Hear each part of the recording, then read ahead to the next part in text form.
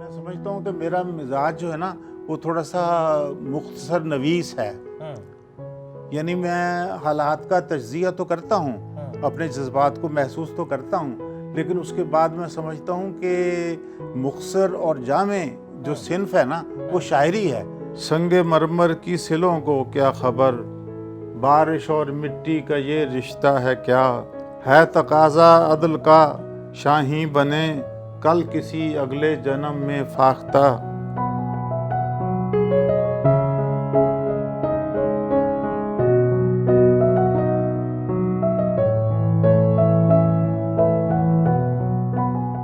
सत श्री अकाल, नमस्ते, अस्सलाम वालेकुम।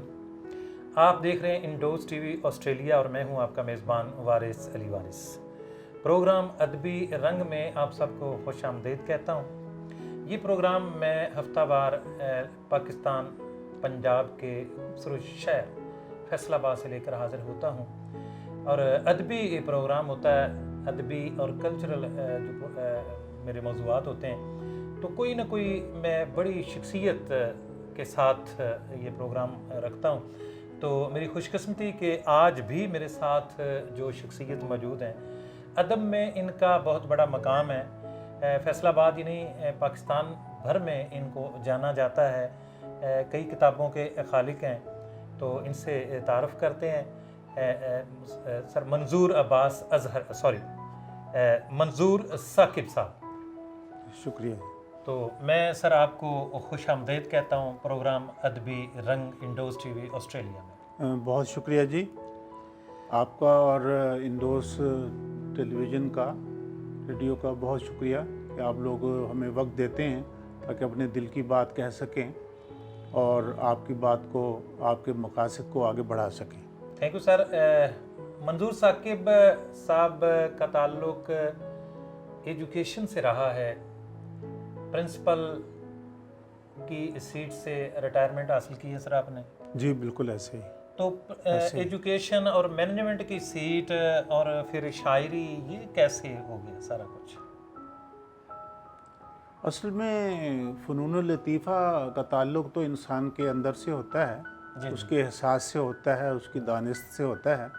तो मैंने बतौर टीचर के, बतौर मुअल्लिम के अपनी सर्विस का आगाज़ किया था पंजाब गवर्नमेंट से।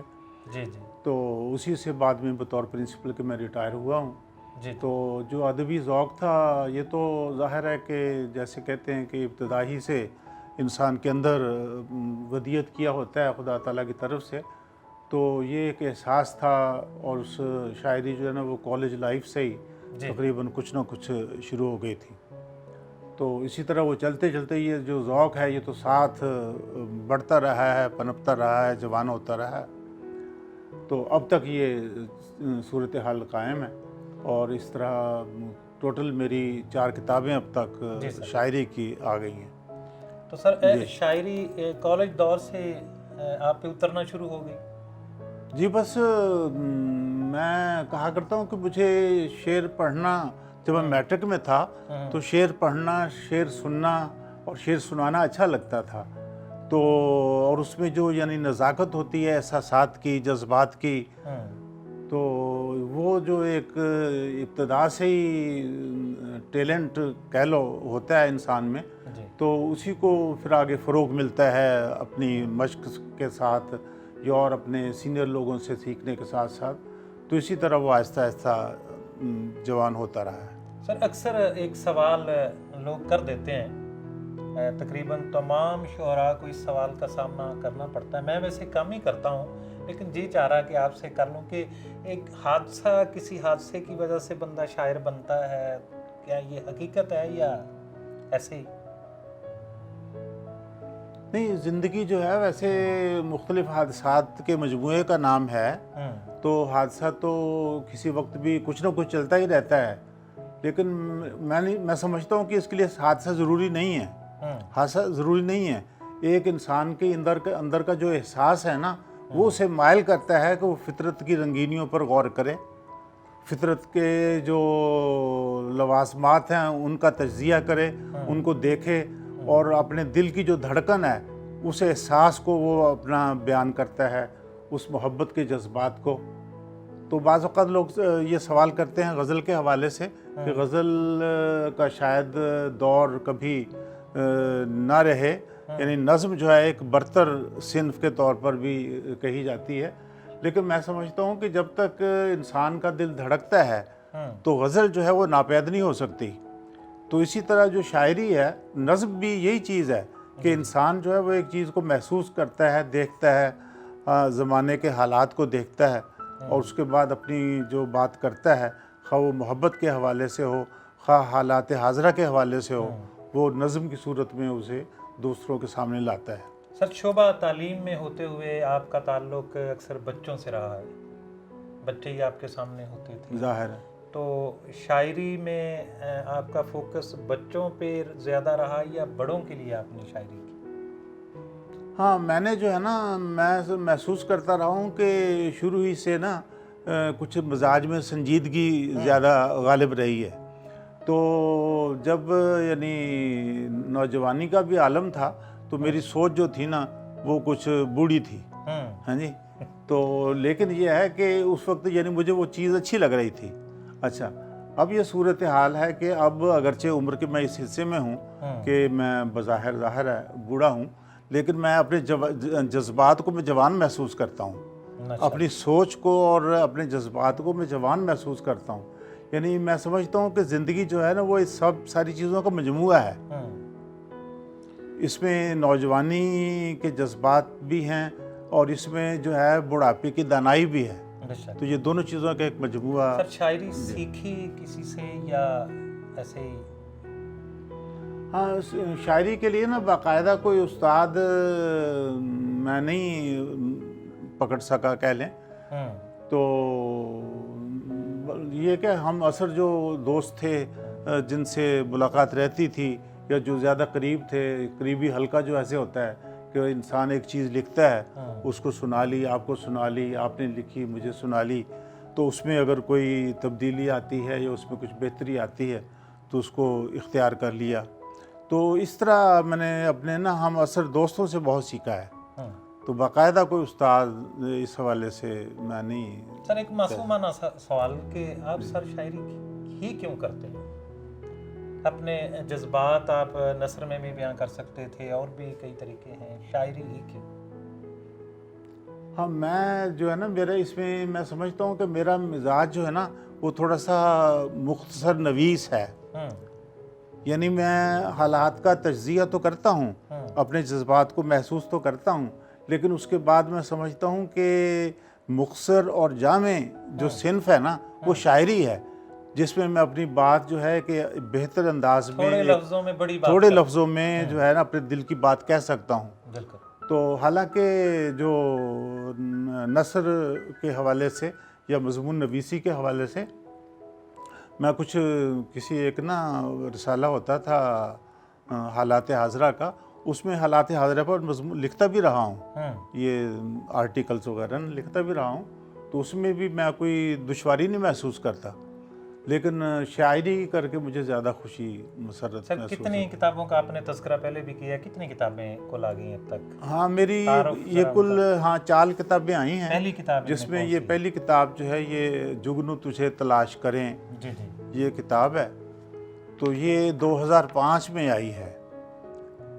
यानी मैंने शायरी तो चलती रही है, जैसे मैंने अर्ज़ किया है कि कॉलेज के दौर से ही, तो लेकिन ये है कि ये 2005 में जब मेरी रिटायरमेंट मेरी हुई है तो उस वक्त ये पहली मेरी किताब आई। पहला मजमूआ है, ये पहला मजमूआ। उसके बाद मेरा दूसरा मजमूआ जो है 2010 में ये नया सूरज निकलता है इस नाम से, ये भी उर्दू मजमूआ है। ये भी उर्दू मजमूआ है और इन सब में गज़लें हैं, नज़में हैं, क़तात हैं। बस ये मेरा चूँकि ज़ौक़ है। तो इसके बाद सर, इसके बाद जो तीसरी किताब है वो आवाज़ खुशबू के नाम से आई है। जी, ये 2015 में आई है। बहुत ही खूबसूरत सर। जी सर, तो ये चौथी किताब है। इसके बाद ये आखिरी किताब है, ये जो एक ताबीर ख्वाब चाहती है। ये मुलाहजा फरमाएं, जी, बहुत ही खूबसूरत मजमुआ। ये मुझे सर आपने गिफ्ट भी पहले भी किया है, जी मैंने पेश तो किया था। मुझे बहुत अच्छा लगा। और इसका जो मुझे सबसे अच्छा शेर जो शुरू में आपने लिखा है जी यहाँ जी पे कि नर्म खुई मेरा हवाला है, तुम दलाते हो इश्तियाल मुझे। जी मैंने सर किसी सवाल में इश्तियाल तो नहीं दिलाया आपको? हाँ। मैंने एक सवाल किया था, आपने बड़ी खूबसूरती से जब वो हादसे वाली बात की थी तो जी जी आप गोल सा जवाब देंगे। नहीं, वो आपने सवाल किया था ना कि क्या कोई हादसा ज़रूरी है शायर बनने के लिए, तो मैंने कहा था कि वो ज़रूरी नहीं है। जरूरी नहीं, ज़रूरी नहीं है। यानी जिस हादसे की तरफ मैंने इशारा किया वो जरूरी नहीं। हाँ हाँ, बिल्कुल वो ज़रूरी नहीं है। वो मैं तो खूबसूरत। समझता हूँ ना कि हादसा समझते हैं। खैर रिटायरमेंट के बाद तो बड़ा मौका है आप शेर कहने के लिए, सोचने के लिए, लिखने के लिए। हाँ जी, बिल्कुल ऐसे ही है। और मैं समझता हूँ कि बड़ा गनीमत है ये वक्त मेरे लिए कि मुझे बाकायदा वक्त मिलता है इसके लिए, सोचने के लिए। और मैं समझता हूँ कि मेरे लिखने की जो यानी एक रफ्तार है ना, वो तकरीबन उसी तरह कायम है। बाज़ औक़ात ये होता है कि इब्तिदा में ज़्यादा तहरीक होती है, ज़्यादा रफ्तार होती है और बाद में कम हो जाती है। मैं नहीं समझता कि कोई ख़ास तौर पर महसूस हो कि कम हो सर गई है आपका रफ्तार। पसंदीदा शायर कौन है, किसको फॉलो करते हैं आप? जहाँ तक फॉलो, शायर तो ज़ाहिर है चीदा चीदा शायरों को देखा है, पढ़ा है। तो जहाँ तक फॉलो करने का ताल्लुक़ है, मैं समझता हूँ कि मैं किसी एक शायर को फॉलो नहीं करता। जी जी। मैं जिस शायर से या जिस फ़र्द से या जिस मुफ़क्किर से जो चीज़ मुनासिब समझता हूँ वो मैं ले लेता हूँ। उसके बाद वो मैं समझता हूँ कि वो चीज़ मेरी बन जाती है। वो फ़िक्र, वो सोच, वो जो रुझान है वो मेरा ज़ाती बन जाता है। तो इस तरह अब पढ़ने वाला जो कारी जो है वो महसूस कर सकता है कि मेरी शायरी में किसका रंग नज़र आता है। बिल्कुल। तो मेरा ज़ाती ख्याल ये है कि मेरी शायरी में शायद किसी का रंग भी नज़र ना आता हो और वो शायर और मेरा ही रंग हो वो। इसलिए कि मैंने सबको देख के, पढ़ के खुद अपना एक रंग जो मुझे अच्छा लगा है मैंने उसको अडॉप्ट किया है। सर बहुत सारे शोरा ने कोई ना कोई फिक्र दी है, इसमें मिर्ज़ा गालिब का एक अलग फ़लसफ़ा है, हज़रत अल्लामा इकबाल की एक अपनी फ़िक्र है। उसके बाद फैज़ अहमद फैज़ का अगर ज़िक्र करें तो उन्होंने भी एक ख़ास फ़िक्र दी है। बिल्कुल सही। और बिल्कुल अगर सही। थोड़ा सा मज़ीद आगे चले तो एक और बहुत ही मारूफ नाम है अहमद फराज का। जी जी, बेशक। उन्होंने एक अलग से नौजवानों के लिए लिखा है। अहमद फराज ने गुर्बत पे, ख़ुसूसन उनका जो पंजाबी टच है उनका, उन्होंने इस पे कोशिश की है। और इकबाल की एक बड़ी वाज़ेह फ़िक्र है। तो इनमें से आप किसको फॉलो या पसंद करते हैं, या कोई नई इनमें से कोई राह निकाल रहे हैं आप? हाँ नहीं, इसमें मुझे मजमूई तौर पर ना इसमें से मुझे फैज़ अहमद फैज़ ज़्यादा पसंद है। जी जी। उसकी वजह यह है कि वो खालिस गज़ल के शायर भी हैं और उसके साथ साथ एक फ़िक्र भी है। एक फ़िक्र जो है जो एक मुस्बत तब्दीली के लिए लोगों को उभारती है, उठाती है। तो ये जो दो चीज़ें हैं और उन्होंने यानी बड़े नरम अल्फाज में और गज़ल के रंग में उन्होंने वो बातें कही हैं और ख़ालिस इनकलाबी चीज़ें जो हैं वो कही हैं। लेकिन यह है कि वो बिल्कुल किसी चीज़ को तलपट करने के वो हामी नहीं थे। एक ऐसा स्मूथ इनकलाब वो लाना चाहते थे और उस चीज़ को पूरा महसूस कर रहे थे कि ये तब्दीली आनी चाहिए, आज नहीं तो कल। मौजूदा सर आपकी बात शायद पूरी नहीं हुई, मैं कट गया। मौजूदा दौर में जो शोरा हैं इनमें से किसको आप देख रहे हैं कि वो नई राहों पे चल रहा है और नई फ़िक्र की कोशिश कर रहा है इस दौर के शोरा में से जदीद? इसमें हमारे फैसलाबाद के हवाले से अगर देखें ना तो मुझे मकसूद वफ़ा अच्छे लगते हैं। वो यानी एक बाकायदा फ़िक्र रखते हैं तब्दीली के हवाले से, एक अच्छी सोच के हवाले से और खालिस गज़ल के हवाले से भी उनकी जो रुझान है या उनका जो स्टाइल है वो अच्छा है, पसंदीदा है। ओवरऑल अगर पाकिस्तान या हिंदुस्तान पूरा बरे सगीर में देखें तो इसके हवाले से तो जैसे तारीख के हवाले से बात हुई, आप कह रहे हैं कि इस वक्त जो मौजूदा शायर मौजूद हैं। जी, उर्दू के खसूसन। अच्छा, तो इस हवाले से जो है ना वो आप कह लें कि अमजद इस्लाम ठीक हैं।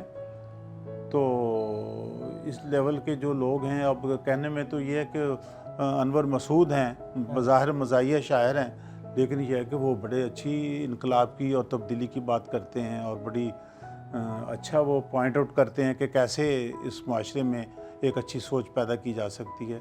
सो ये है कि हर शायर में महसूस करता हूँ जिसका नुक्ता नज़र ज़रा आफाकी है, अपनी महदूदियत से हट कर ज़रा पूरे ग्लोब को सोचता है। जी जी। उसकी सोच जो है ना वो ज़ाहिर है बेहतर होती है, मोहब्बत की नुमाइंदा होती है और लोगों को करीब लाने के लिए वो काम करता है। जिस तरह अब कह लें कि ऑनलाइन भी फेसबुक पर और इधर कई ग्रुप्स बने हुए हैं। जी जी। हाँ जी, तो वो जैसे एक वो ग्रुप था कि इंडिया पाकिस्तान हेरिटेज क्लब बना हुआ है। अच्छा, वो जिसमें वो इंडिया और पाकिस्तान के लोग जो हैं वो आपस में कंट्रीब्यूट करते रहते हैं और इन दोनों मुल्कों के दरमियान मोहब्बत जी जी। और उनको करीब लाने के हवाले से। और शायद आपको याद हो कि मैंने एक गीत भी लिखा था जी जी। और उसे वो इंडिया की एक खातून ने गाया था। जी। तो वो इसी हवाले से था कि हाँ भी कैसे हम दोस्त लोगों को करीब ला सकते हैं। तो इसी तरह और भी ये उस मैंने गीत देखा के है। सर कोई मिसरे याद एक दो? हाँ, वो गीत मैंने वैसे रखा तो है आपके लिए, निकाल के रखा था। मैंने कहा शायद आप अगर बात चलती है तो मैं आपको सुना देता हूँ। जी सर।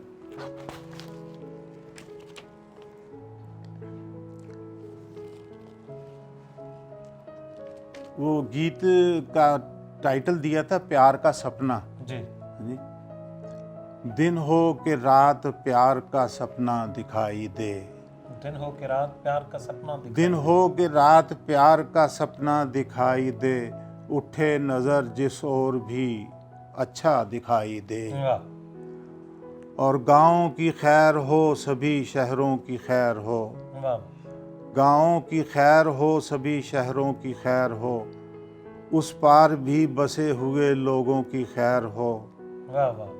उस पार भी बसे हुए लोगों की खैर हो, सीमा के पार भी हर एक अपना दिखाई दे, क्या बात है। उठे नज़र जिस ओर भी अपना दिखाई दे।